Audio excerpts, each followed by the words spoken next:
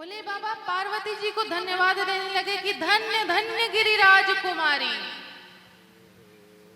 कहने लगे, हे गिरिराज कुमारी, हे हिमांचल जी की पुत्री, आप धन्य हैं, आपके समान कोई नहीं है।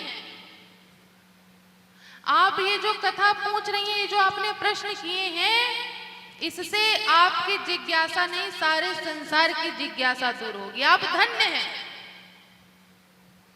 भोले बाबा ने कहा कि देवी, अब मैं आपके प्रश्नों के उत्तर बताने जा रहा हूं।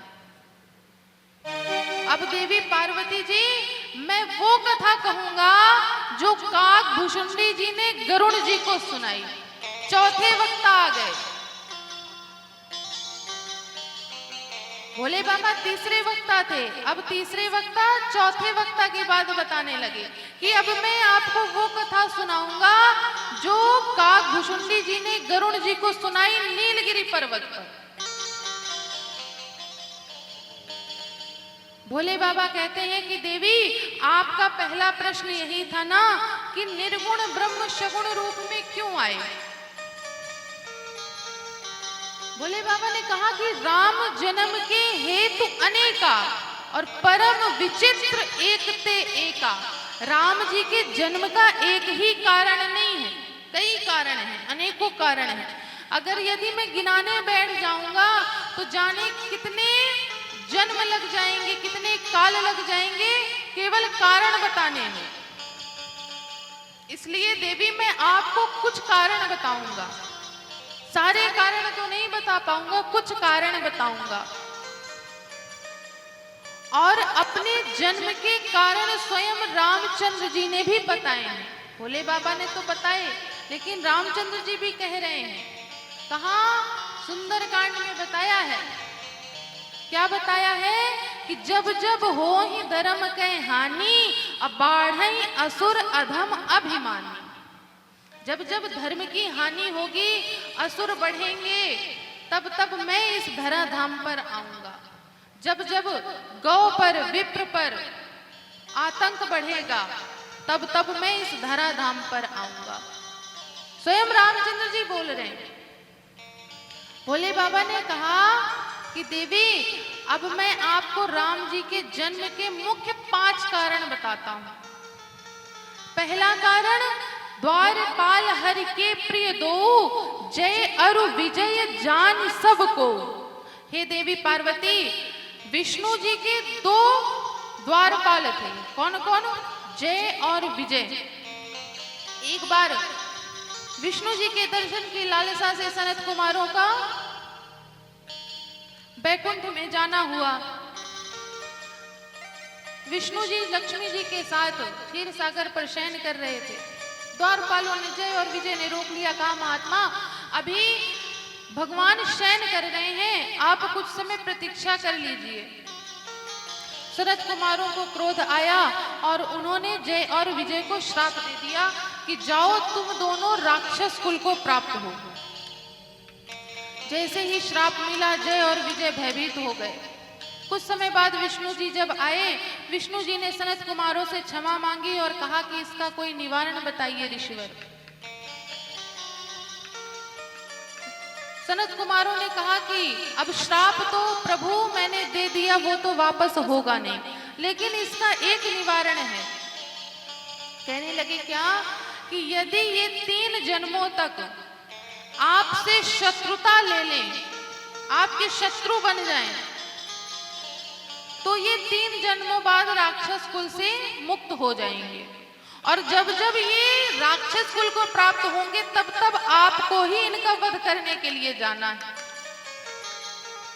वही जय और विजय सतयुग में हिरणाक्ष और हिरण्यकश्यप हुए, जिसका वध करने के लिए भगवान नरसिंह रूप और वाराह रूप में आए। दूसरे जन्म में रावण और कुंभकर्ण हुए, जिनका वध करने के लिए भगवान राम जी के रूप में आए। और तीसरे जन्म में शिशुपाल और दंतवक्र के रूप में आए, जिसका वध करने के लिए भगवान श्री कृष्ण के रूप में अवतार लिया। भोले बाबा ने कहा, यह पहला कारण था। दूसरा कारण कि एक कलप सुर देख दुखारे, समर जलंधर सन सब हारे। एक समय देवी एक जलंधर नाम का राक्षस हुआ, बड़ा उसने आतंक मचाया था, बड़ा शक्तिशाली था। उसने इतने वरदान प्राप्त कर लिए थे कि उसका कोई वध नहीं कर सकता था। और दूसरा कारण देवी, जलंधर की जो पत्नी थी वृंदा, वो बड़ी ही पतिव्रत की पक्की थी।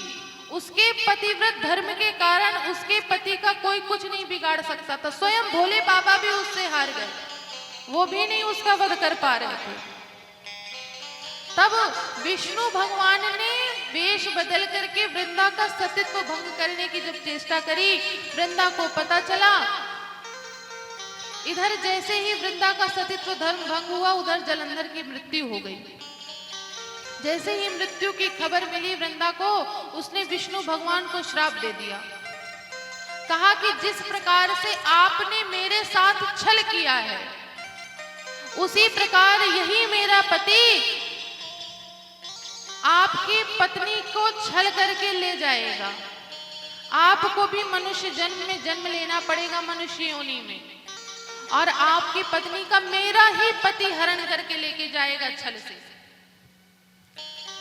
श्री हरि ने वृंदा के श्राप को स्वीकार किया।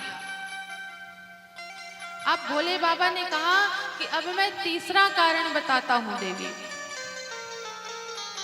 तीसरा कारण क्या है कि नारद श्राप दीने एक बारा, नारद श्राप दीने एक बारा,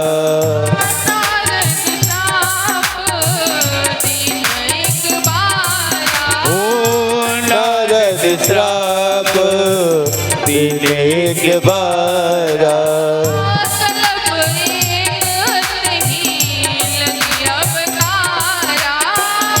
कल्प एक नहीं लगे अवतारा,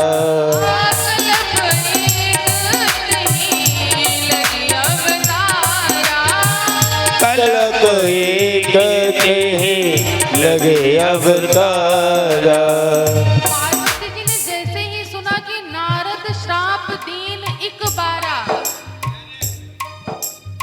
पार्वती जी ने कहा कि नारद जी ने श्राप दिया किसको? तब भोले बाबा ने कहा क्या?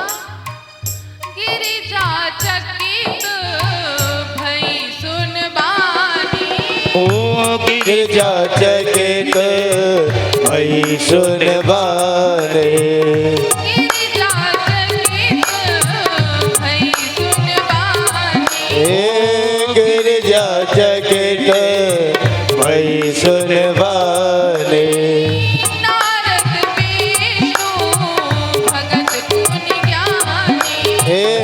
नारद विष्णु भगत पुनि ज्ञानी, नारद विष्णु भगत पुनि ज्ञानी, नारद विष्णु भगत पुनि ज्ञानी। जय जय कारण कवन श्राप मुनि दीना,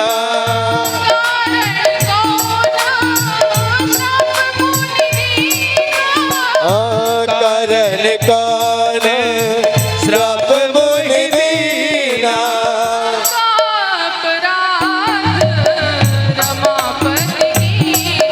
ओ अपराध रमापति कीना,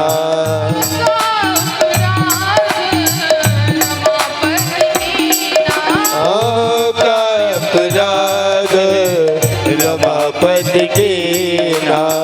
पार्वती जी ने पूछा कि हे भोले बाबा, नारद जी ने और श्री हरि को श्राप दिया, ये बात मुझे समझ में नहीं आ रही, किस कारण से श्राप दिया? भोले बाबा आपने मुझे दो कारण तो संक्षेप में बता दिए, मैं कुछ नहीं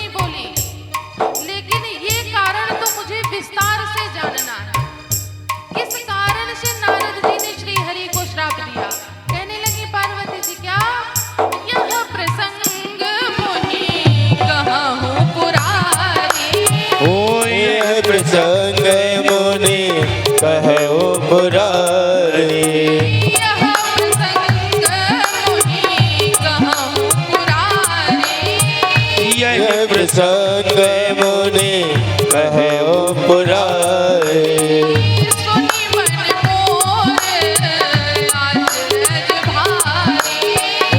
सुनि मन मोर अचरज भारी। सुनि मन मोहे अचरज भारी। सुनि मन मोहे अचरज भारी। पार्वती जी ने कहा कि भोले बाबा यह प्रसंग आप मुझे विस्तार से बताइए। क्यों ये जिज्ञासा हुई? क्योंकि जब भोले बाबा ने कहा कि श्री हरि को नारद जी ने श्राप दे दिया, तो पार्वती जी ने सोचा कि नारद जी जिनका दिन रात गान करते हैं, दिन रात उनको भजते हैं, अच्छा नारद जी क्या दिन रात बोलते हैं? श्रीमन नारायण नारायण नारायण। श्रीमन नारायण नारायण नारायण।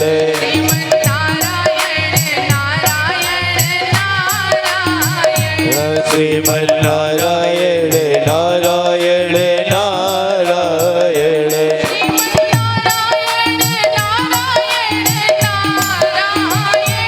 श्रीमन नारायण नारायण नारायण।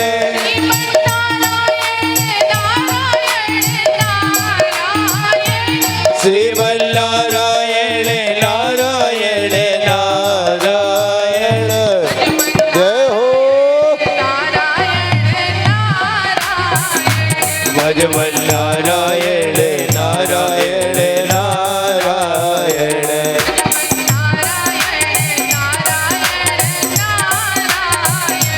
भजमन नारायण नारायण नारायण।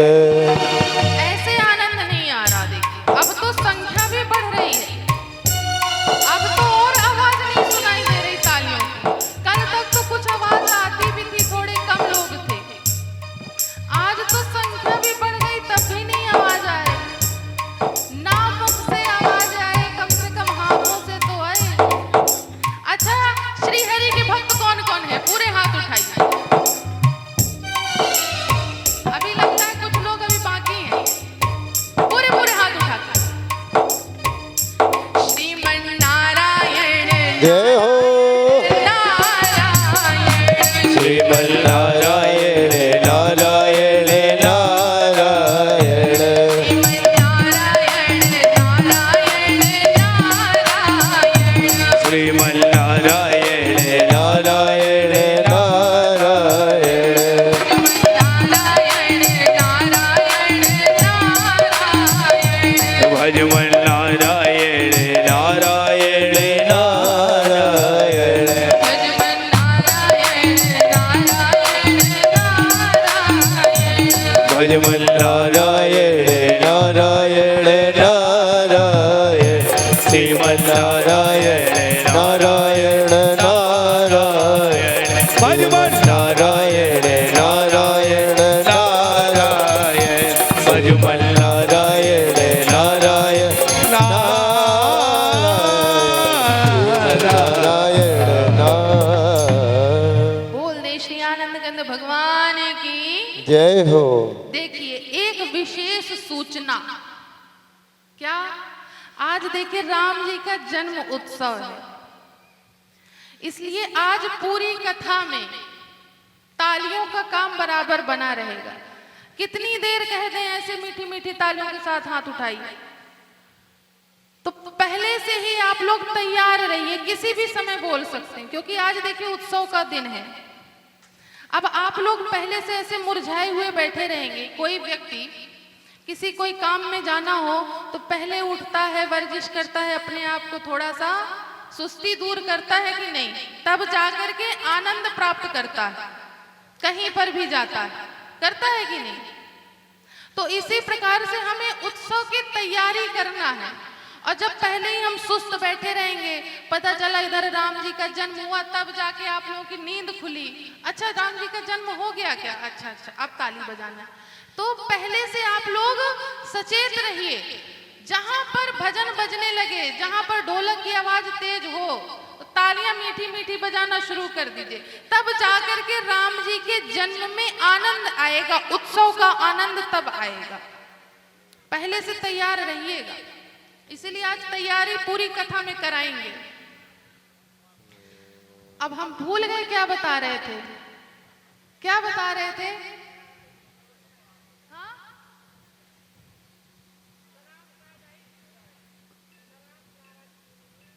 अच्छा, नारद जी ने श्राप दिया। नहीं नहीं, और कुछ बता रहे थे।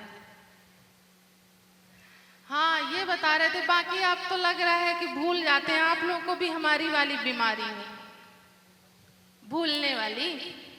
चली गई लाइट? अच्छा, आ गई। आज परमानेंट लाइट जरूरी है। तो नारद जी हमेशा श्री नारायण नारायण का जाप करते हैं, कीर्तन करते हैं। तो भोले बाबा उन्होंने श्री हरि को श्राप कैसे दिया, मुझे ये कथा विस्तार पूर्वक बताइए, मुझे जानने की बड़ी लालसा है। तो भोले बाबा ने कहा कि ठीक है देवी, अब मैं आपको ये पूरी कथा विस्तार से बताता हूँ। भोले बाबा ने कहा कि एक बार देवी पार्वती, नारद जी भ्रमण कर रहे थे। नारद जी एक जगह कहीं स्थायी रहते नहीं थे, कहीं उन्होंने घर अपना द्वार बनाया नहीं था कि जाके वहां स्थायी रहे। वो तो सारी सृष्टि में विचरण करते रहते थे, भगवान का जाप करते हुए सारी सृष्टि में नारायण नारायण की अलग जगाते थे। इसी क्रम में एक दिन नारद जी आकाश मार्ग से जा रहे थे, तो हिमालय पर्वत पर बड़ा सुंदर स्थान उनको दिखाई दिया। बड़ा रमणीक वातावरण था, झरने की आवाज आ रही थी, जल की कलकल कलकल आवाज, पक्षियों की सुमधुर आवाज, बड़ा सुंदर वातावरण था। वहीं पर एक नारद जी को एक कंदरा दिखाई दी। नारद जी ने कहा कि बड़ा अच्छा वातावरण है, क्यों ना कुछ देर यहाँ पर बैठ करके भगवान का भजन किया जाए, क्योंकि मुझे पता है ज्यादा देर तक मैं स्थायी रहूंगा नहीं। जितनी देर तक इस वातावरण का आनंद ले लिया जाए उतनी देर तक सही। नारद जी हिमालय की कंदरा पर बैठ गए और भगवान का जाप करने लगे। भगवान का जाप करने लगे। जाप करते करते भगवान के नाम की नारद जी की समाधि लग गई। जब समाधि लग गई तो 2-4 दिन नहीं, जाने कितने कालों तक समाधि लगी रह गई। उनकी समाधि का प्रभाव, उनके भजन का प्रभाव सीधे इंद्रदेव के पास पहुंचा। इंद्रासन हिलने लग गया। इंद्रदेव परेशान कि क्या बात हो गई है, इंद्रासन मेरा क्यों हिल रहा है? अब कौन तपस्या करने लग गया इस इंद्रासन के लिए? इंद्रदेव ने अपने कुछ गणों को भेजा कि जाओ पता करो।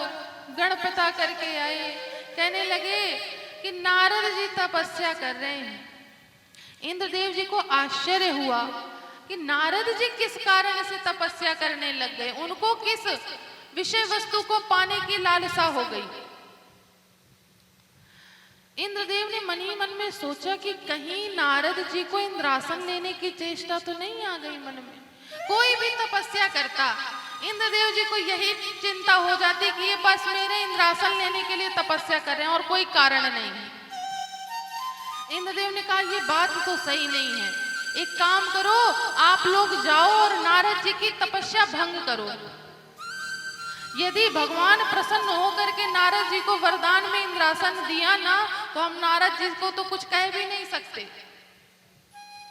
इसलिए जाओ और जाकर के नारद जी की तपस्या को भंग करो। सारे देवता पहुंचे, सबने अपना अपना प्रयास लगाया, लेकिन कोई भी नारद जी की तपस्या भंग नहीं कर पाया।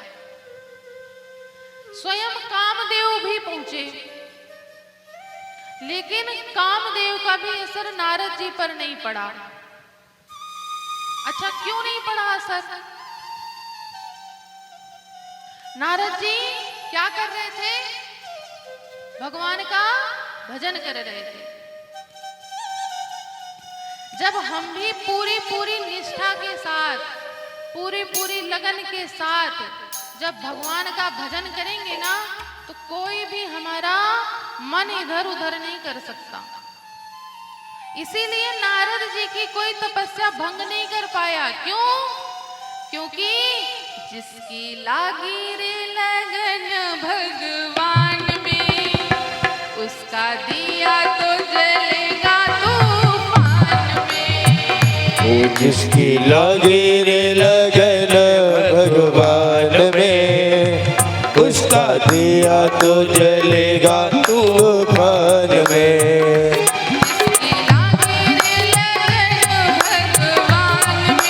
जय जय।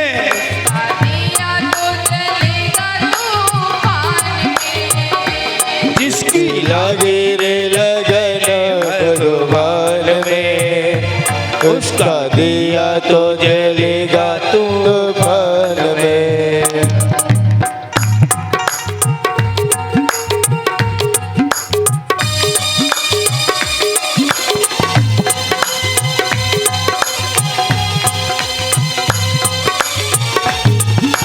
जय हो प्यारे की।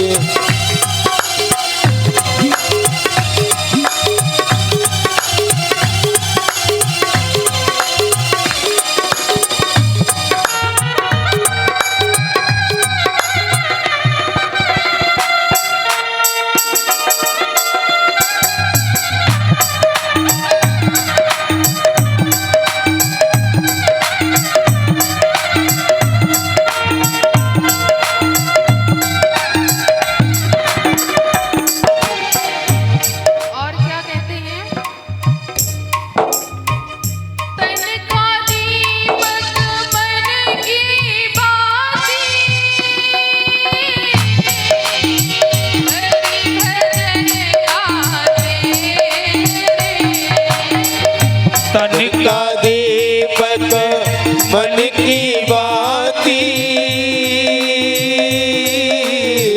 हरि भजन का तेल रे। तन का दीपक मन की बाती, हरि भजन का तेल रे। तन का दीपक मन की बाती, हरि भजन का खेल रे। काहे को तू घबराता है, ये तो प्रभु का खेल रे। ओ काहे को तू घबराता है, ये तो प्रभु का खेल रे। काहे को तू घबराता है, ये तो प्रभु का खेल रे। ओ काहे को तू घबराता है, ये तो प्रभु का खेल रे।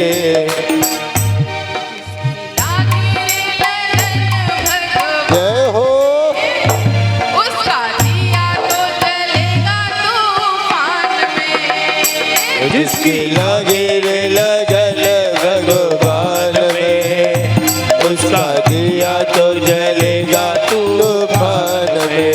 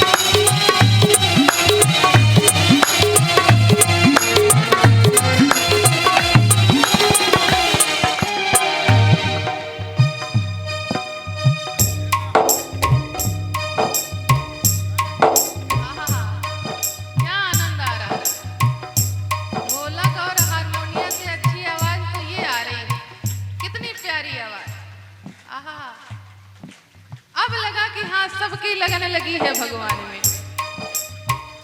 काहे को तू भूल के बैठा, भजन श्री भगवान रे। काहे को तू भूल के बैठा, भजले श्री भगवान रे। काहे को तू भूल के बैठा, भजन श्री भगवान रे। ओ काहे को तू भूल के बैठा, भजले श्री भगवान रे। मन में अपने प्रभु बसाए, पहुँच जाएगा धाम रे। मन में अपने प्रभु बसा ले, पहुँच जाएगा धाम रे। मन में अपने प्रभु बसाए, पहुँच जाएगा धाम रे। मन में अपने प्रभु बसा ले,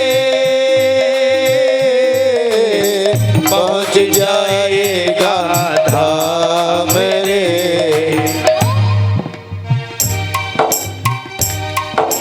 लागे लगन भगवान जय हो। में, उसका दिया तो जलेगा तूफान में। जिसकी लागे रे लगन भगवान में, उसका दिया तो जलेगा तूफान में।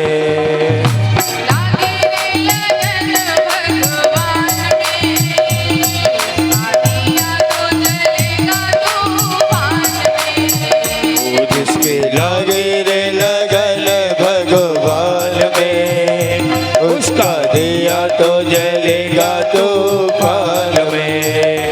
जिसकी लागी रे लगन भगवान में, उसका दिया तो जलेगा तूफान में। जिसकी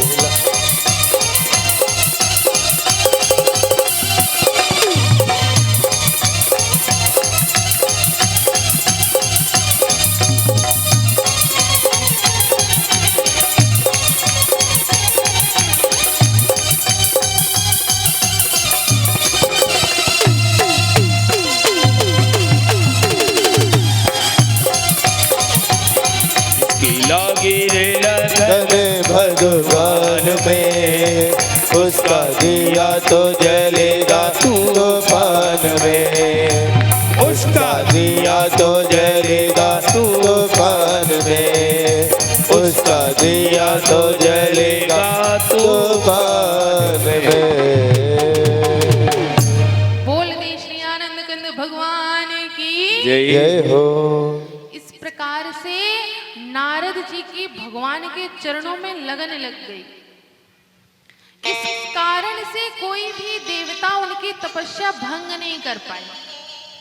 जब हम भी भगवान के चरणों में पूरी पूरी लगन लगाएंगे, पूरे पूरे भाव से भगवान की पूजा करेंगे, पूरी पूरी निष्ठा के साथ भगवान को मानेंगे, तब जाकर के ये जो खट विकार है ना, कौन कौन से, काम, क्रोध, लोभ, मोह, मत्सर, अहंकार, ये 6 व्याधियां कभी हमको नहीं घेरेंगी। लेकिन पहले पूरे पूरे भाव के साथ भगवान की सेवा करनी पड़ेगी। पता चला 4 दिन हमने भगवान की सेवा करी और 5वें दिन कोई बात हमारी पूरी नहीं हुई, कोई मनोकामना पूरी नहीं हुई, 6वें दिन कहेंगे हमारी भगवान नहीं सुनते, हम पूजा नहीं करेंगे। बैठे रहो आप। एक चीज मांगी थी आपसे, वो भी नहीं दिया आपने, अब हमें पूजा नहीं करनी आपकी, अब हमें मंदिर ही नहीं जाना। तो ऐसे में भगवान के प्रति हमारी लगन नहीं है। लगन कब लगेगी? जब हर सुख और दुख में हम समान दृष्टि से ही भगवान की पूजा करेंगे, सेवा करेंगे, तब जाकर के हम भगवान के भक्त कहलाएंगे। और जब हम भगवान के भक्त बन गए तो 6 विकार हमारा कुछ नहीं बिगाड़ पाएंगे। इसीलिए नारद जी का ये 6 विकार कुछ नहीं बिगाड़ पा रहे थे। लेकिन भगवान की सेवा पूजा सब करिए, मन लग जाएगा। लेकिन एक ऐसी कमाल की व्याधि है, कौन सी? प्रशंसा। हम बहुत बड़े भगवान के भक्त हैं, बहुत सेवा पूजा करते हैं, रोज मंदिर जाते हैं, घर में 2 घंटे पूजा करेंगे, जब देखें तब सीताराम सीताराम बोलेंगे। तो जो दूसरे व्यक्ति होंगे तो जब प्रशंसा करने लग जाएंगे कि अरे आपके जैसा हमने धर्मात्मा नहीं देखा, कितने आप धर्मशील हैं, रोज आप मंदिर जाते हैं, रोज आप भगवान की पूजा करते हैं, आपके जैसा धर्मात्मा व्यक्ति तो हमने देखा ही नहीं। तो वो धर्मात्मा व्यक्ति भी सोचेंगे कि अब चलो, हम सबको पता तो चल ही गया कि हम धर्मात्मा हैं, बड़े धर्मशील हैं, तो आज 2 घंटे की जगह 1 घंटे जाप कर लेंगे, आज 1 घंटे की जगह 5 मिनट कर लेंगे। अब धर्मात्मा तो हम बन ही गए, उपाधि तो मिल ही गई, अब क्या करना है? तो ये प्रशंसा बहुत बड़ी व्याधि है। प्रशंसा के चक्कर में पड़ना नहीं चाहिए, जो हम कर रहे हैं वो करते रहे निरंतर। लेकिन यहाँ पर नारद जी प्रशंसा के भाव में आ गए, प्रशंसा के चक्कर में पड़ गए। देवताओं ने सोचा ऐसे काम नहीं बन रहा, वहीं पर सारे देवता खड़े हो गए क्रमबद्ध होकर के। नारद जी की जैसे आंख खुली तो नारद जी से हाथ जोड़ करके कहने लगे, अरे प्रभु देवर्षि नारद, आपके जैसा धर्मात्मा, आपके जैसा भगवान का भक्त आज हमने नहीं देखा, आज तक नहीं देखा। कितने लोगों ने आपकी तपस्या भंग करने की चेष्टा करी देवर्षि नारद जी, लेकिन कोई नहीं कर पाया। और एक बात बताएं देवर्षि, नारद जी ने कहा हाँ बताइए। कहने लगे कि कामदेव भी आपसे हार गए। वही कामदेव जो भोले बाबा की तपस्या भंग कर दी थी, ध्यान भंग कर दिया था, वही कामदेव भी हार गए। देवर्षि नारद जी, आप कितने उच्च कोटि के भगवान के भक्त हैं। जैसे देवर्षि जी को ये बोला गया, देवर्षि जी सही, हाँ देवर्षि हम झूठ बोलेंगे आपसे, अच्छा अब आप लोग कह रहे हैं तो मान लेते हैं। अब देवर्षि जी तो बड़े प्रसन्न नारद जी, अरे मैंने तो शिव जी को भी ध्यान में हरा दिया। उन्हें इस बात की कोई चिंता नहीं थी, उन्हें प्रसन्नता किस बात की थी कि मैंने शिव जी को ध्यान में पीछे कर दिया, कामदेव को मैंने परास्त कर दिया, जो शिव जी नहीं कर पाए। अब नारद जी पुनः अपने कार्य में लग गए। जब कोई बात किसी भी देवता को, किसी राक्षस को पहुंचानी होती थी किसी के पास, या सारी सृष्टि में पहुंचानी होती थी, तो नारद जी से बता दिया जाता था कि नारद जी ऐसी ऐसी बात है। नारद जी का एक ही काम, उस बात को सारी सृष्टि में पहुंचा देना।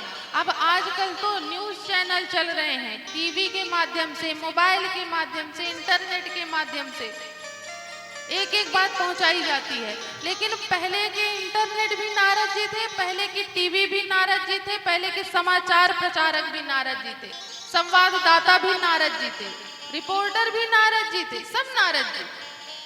तो जब दूसरों की बात यहाँ से वहां पहुंचाते थे सारी सृष्टि में, तो क्या अपनी बात नहीं पहुंचाएंगे?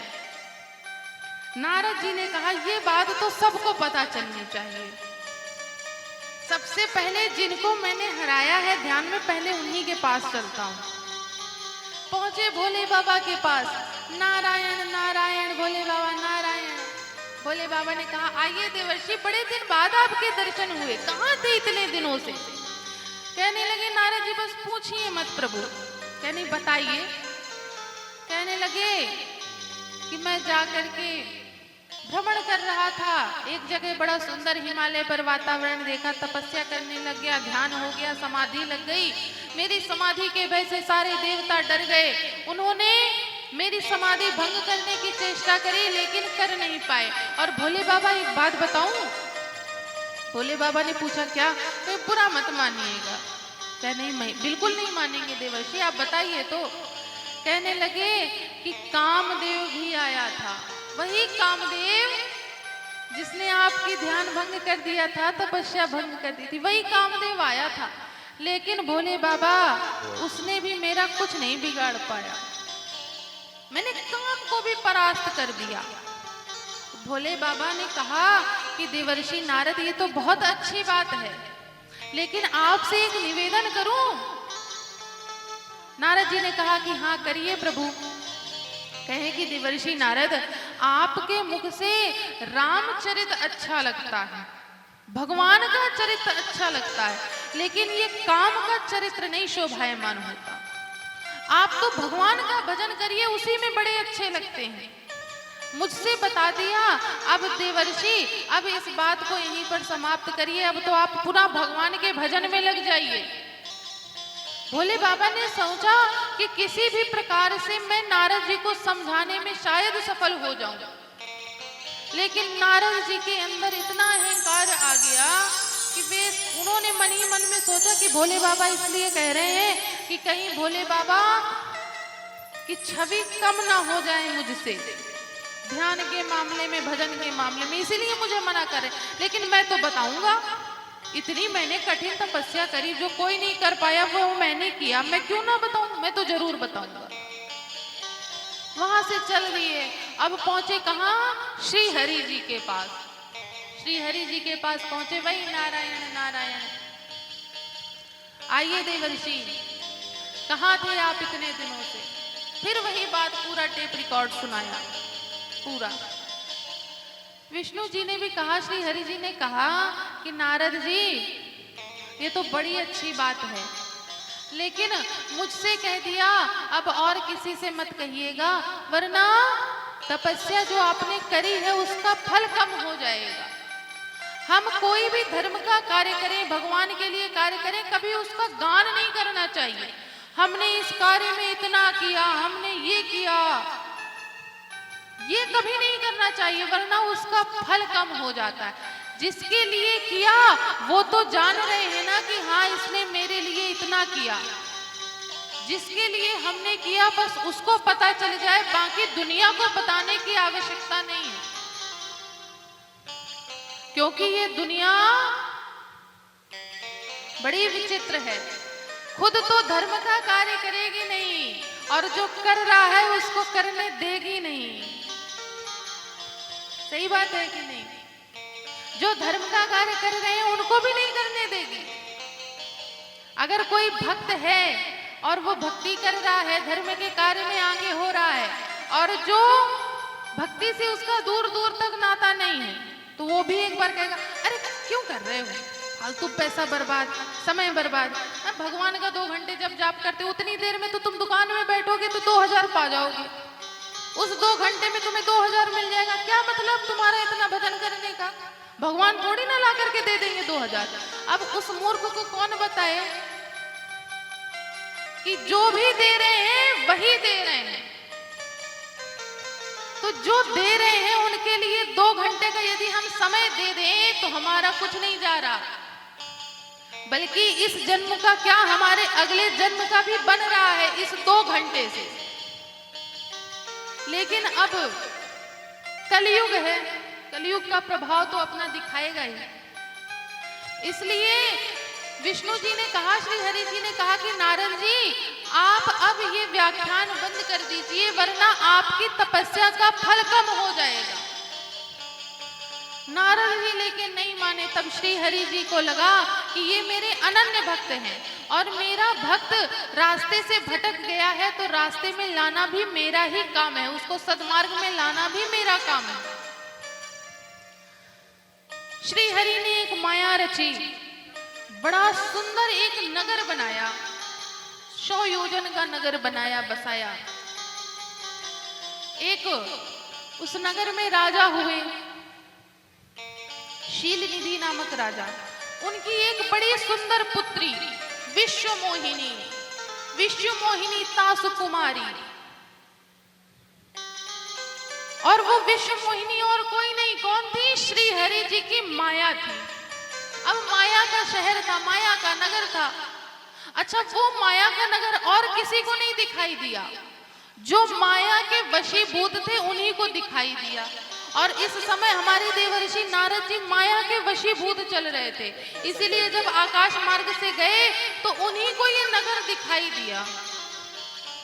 नगर में उन्होंने विश्व मोहिनी जी को देखा और उसके ऊपर आसक्त हो गए। मन ही मन में विचार करने लगे, ये तो बड़ी सुंदर कन्या है, क्यों ना इससे विवाह कर लिया जाए। अब तो भोले बाबा ने भी दूसरा विवाह कर लिया, अब तो मैं भी कर सकता हूँ। जब भोले बाबा दो विवाह कर सकते हैं, मैं तो एक कर ही सकता हूँ। बड़ी सुंदर राजकुमारी है। पहुंचे नगर में, राजा जी से मिले, तभी नारद जी को पता चला कि कल स्वयंवर है। राजा जी ने कहा कि ऋषिवर, मेरी पुत्री का हाथ देख करके बताइए कैसा वर मिलेगा, क्या है इसके भाग्य में। देवर्षि नारद जी भाग्य देखा, उन्होंने देखा कि ये कन्या तो बड़ी सुशील है, जो भी इसका पति होगा वो बड़ा रूपवान होगा, बड़ा गुणकारी होगा, अष्ट सिद्धि उसको प्राप्त होगी।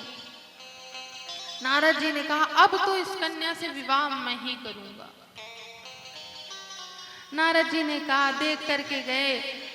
अब नारद जी मन ही मन में सोच रहे हैं रास्ते में कि मेरे जैसे वैरागी से तो ये कन्या विवाह करेगी नहीं, वरमाला डालेगी नहीं, क्या किया जाए कि ये मुझसे विवाह कर ले।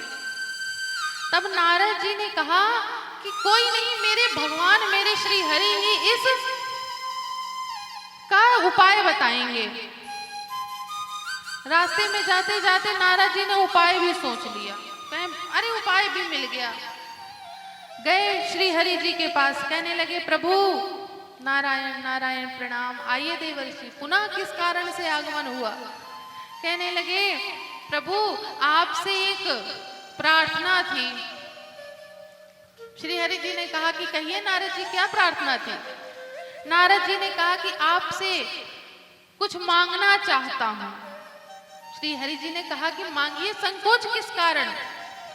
नारद जी ने कहा कि प्रभु मुझे एक दिन के लिए अपना मुख उधार में दे दीजिए। अच्छा, धन उधार में सुना, कोई वस्तु उधार में सुनी, क्या किसी ने मुख उधार में सुना है कि मुख उधार में मिलता है।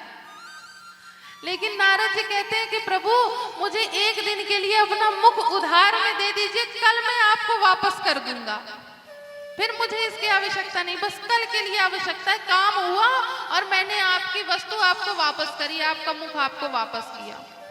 श्री हरि जी ने कहा कि ठीक है।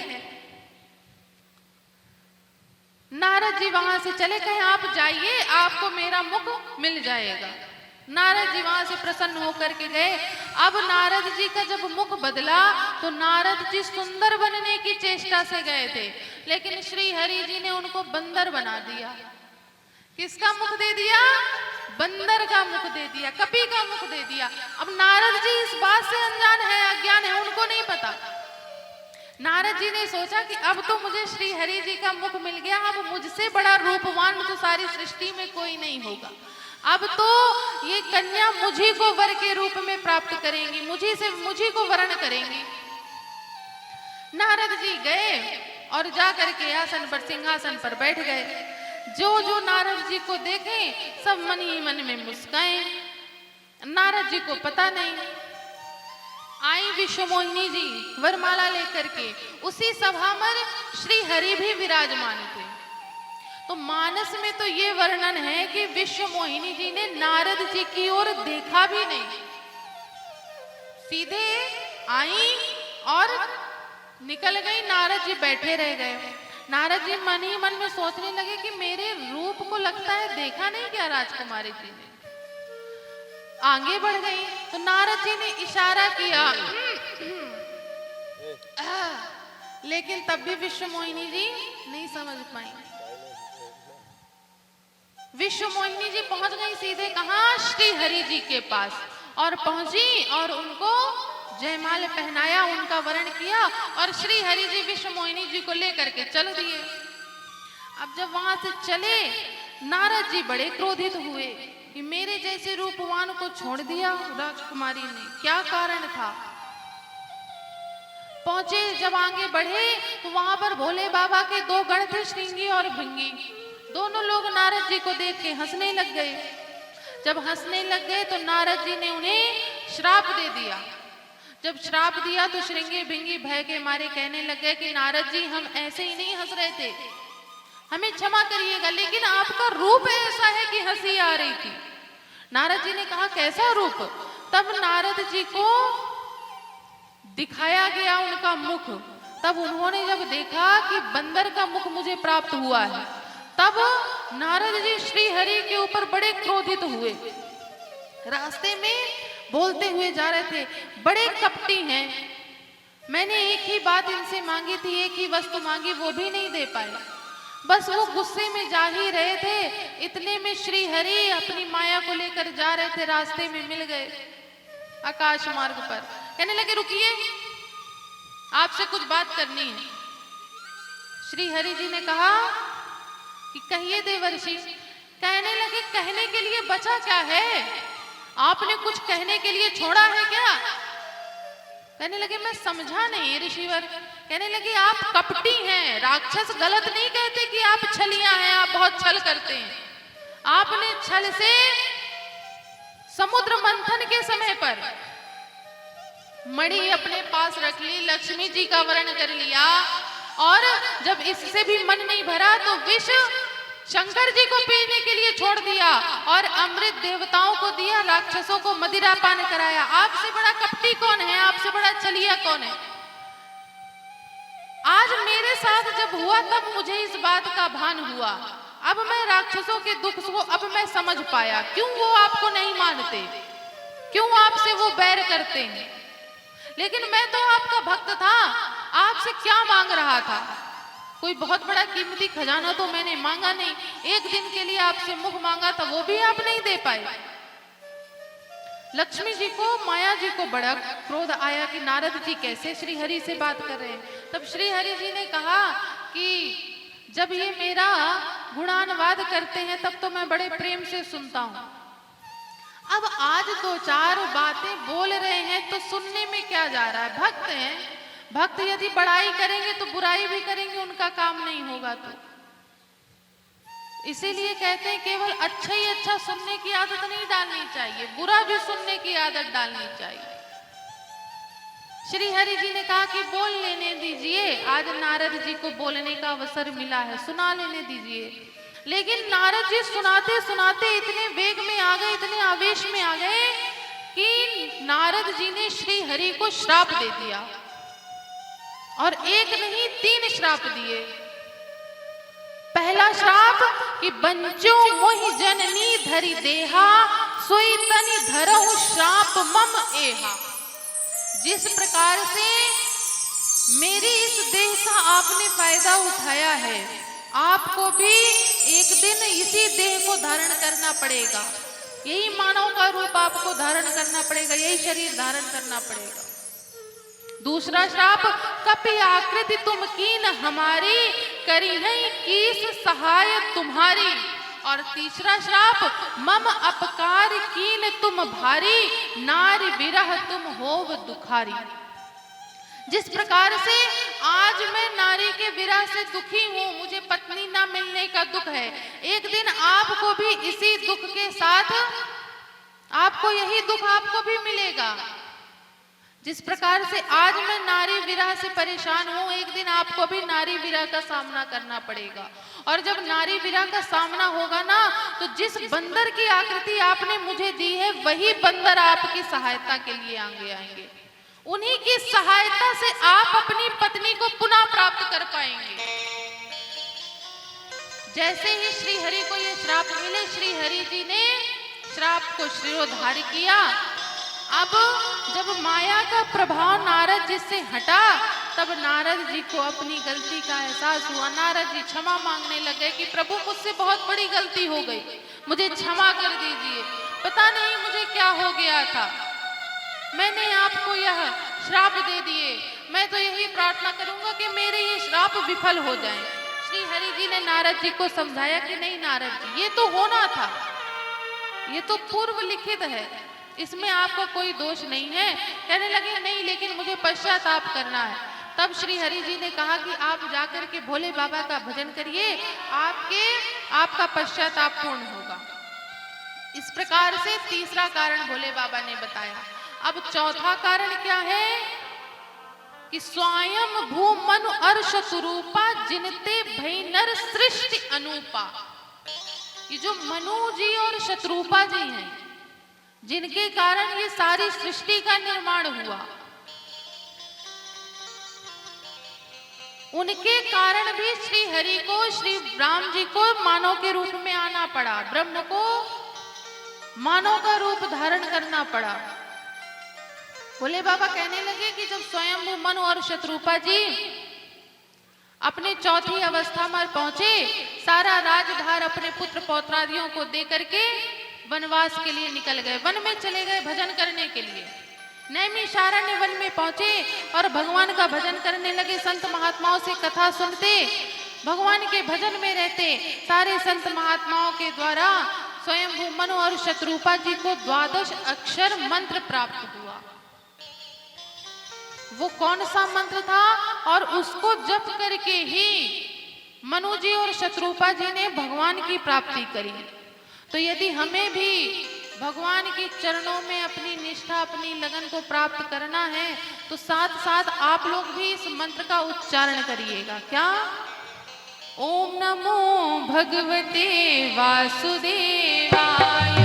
ओम नमो भगवते वासुदेवाय। ओम नमो भगवते वासुदेवाय।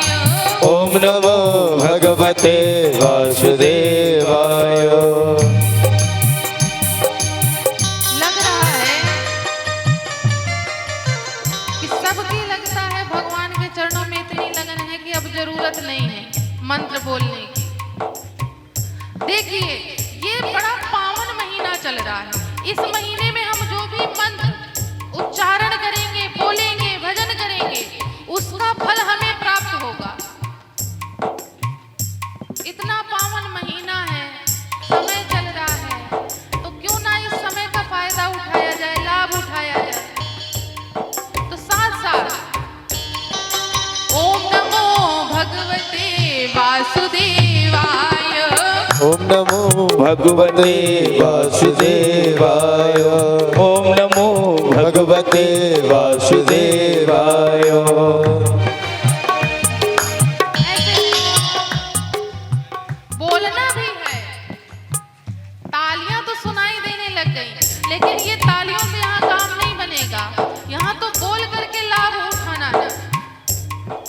ओम नमो भगवते वासुदेवाय। ओम नमो